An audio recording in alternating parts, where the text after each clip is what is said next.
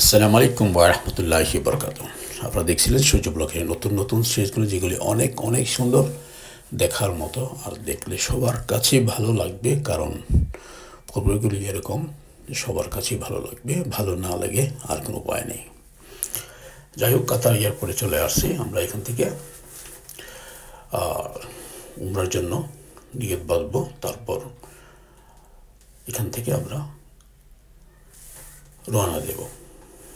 এখন আমরা যাচ্ছি, আমরা যেখানে নেমেছিলাম সেখান থেকে আমাদেরকে এয়ারপোর্টের বাস দিয়ে নিয়ে যাচ্ছে যেখানে আমাদের ফ্লাইট আছে সেখানে। মিডল ইস্টের মধ্যে সবচেয়ে বড় এয়ারপোর্টটা হলো আপনার কাতার দোহা এয়ারপোর্টটা। অনেক বড় এরিয়া নিয়ে, বিশাল বড় এরিয়া। কারণ কল্পনা করতে পারবেন না কত লম্বা এরিয়া নিয়ে করেছে। আর কি পরিমাণ ফ্লাইট দেখেন, যাচ্ছে, উঠতেছে, নামতেছে, অনেকটা হিথ্রো এয়ারপোর্টের মতোই। প্রচুর ফ্লাইট নামতেছে, প্রচুর ফ্লাইট উঠতেছে। এই মিনিট 10 মিনিট পর পর, 20 মিনিট পর পর ঠিক এমন দেখা যাচ্ছে। যদিও উমরা হজ করতে যাচ্ছি, ভিডিও করা ঠিক হচ্ছে না, তারপর কিছু কিছু করতেছি আংশিক, শুধু আপনাদেরকে দেখানোর উদ্দেশ্যে। কারণ দেখলে আপনাদের কাছে অনেকের কাছেই ভালো লাগবে। কারণ সবার সৌভাগ্য হয় না এই সমস্ত জায়গা দেখার। তাই আংশিক করে, কিছু না কিছু করে আপনাদেরকে আমি পুরো একটা ভিডিও বানিয়ে দেখাবো ইনশাল্লাহ।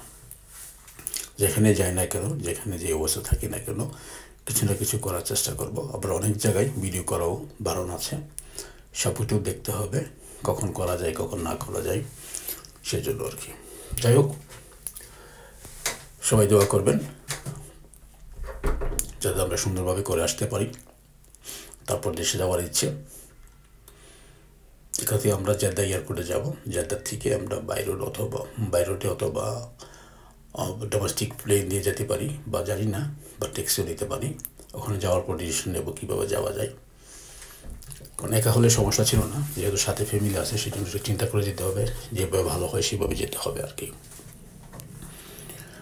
যাই হোক, যাচ্ছি আমাদের সেই টার্মিনালিতে, দেখি কত সময় লাগে, সেখানে যাব। তারপর সেখান থেকে আমাদের নিজস্ব যে ফ্লাইট আছে সেই ফ্লাইটে আমরা রওনা দেব জেদ্দার উদ্দেশ্যে। তারপর জেদ্দা থেকে মক্কা শেষ হওয়ার পর মদিনা ইনশাল্লাহ। তারপর দেশে যাওয়ার প্ল্যান আছে, দেখি কি করা যায়।